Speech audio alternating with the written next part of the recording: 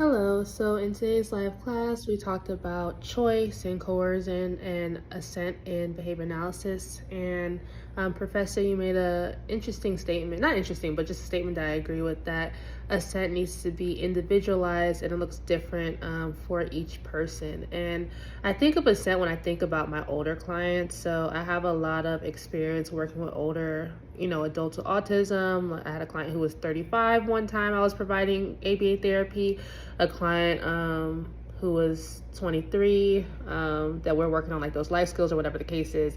And assent looked very different for them compared to like a 2-year-old who's non-vocal with autism. So with like a 2-year-old who's non-vocal, assent may look like us picking up on body language. So if we tried to hug them and they kind of moved away or shied away, that may be them telling us like, no, I don't consent to, this hug or whatever the case is. Versus an adult with autism, we may teach them to say, hey, I don't want a hug or I don't want affection right now or whatever that looks like. And I think when talking about like assent and just the difference between assent and just consent in ABA, it gets a little wonky because with ABA, we're focusing a lot on compliance, right? Like teaching an individual to do something and challenging them and pushing them. And I think one of the hardest things is teaching an adult with autism and implementing ABA strategies on an adult with autism because they're typically so stuck in their ways and they have this long history of learning behavior. So it's very easy for them to say, no, I don't want to do that. I don't want to do that. So the question then becomes like, when do we kind of override assent and like follow through with the demand, right? So if a 5-year-old with autism, we're teaching them to sit in the chair and they're like, no, I don't feel comfortable sitting in the chair. I don't want to sit in the chair.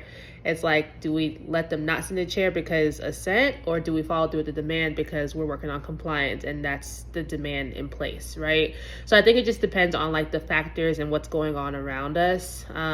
If a child deliberately doesn't want to sit in the chair because they're being non-compliant, right? We may not really think about assent and what that looks like.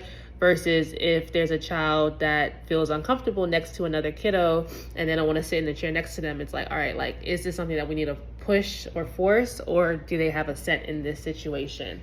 And I think choices play a huge role in just behaviors, right? We all have a choice when it comes to the behaviors that we engage in. And the result of that behavior is obviously a consequence. So consequences can be reinforcing, they can be punishing, they could be neutral, whatever the case, whatever that looks like. But when thinking about just like behavior analysis and just behavior in general, it's important to recognize the role that choices play in behavior in general and how we shape behavior by shaping choices. Additionally, like individuals on the spectrum, they typically have a difficult time making choices, especially in large arrays.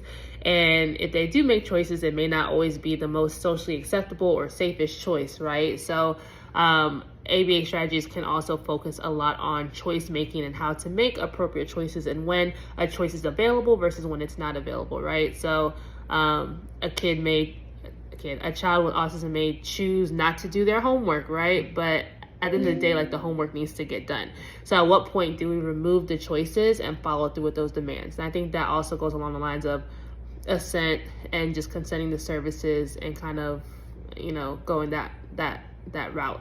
But I would like to see, but I am interested in more research on just like assent and applied behavior analysis and what assent truly means and how we can make sure that we are having assent no matter the skill level or developmental level or age of the client. I think assent is very important and I think we should focus more on that in research in general.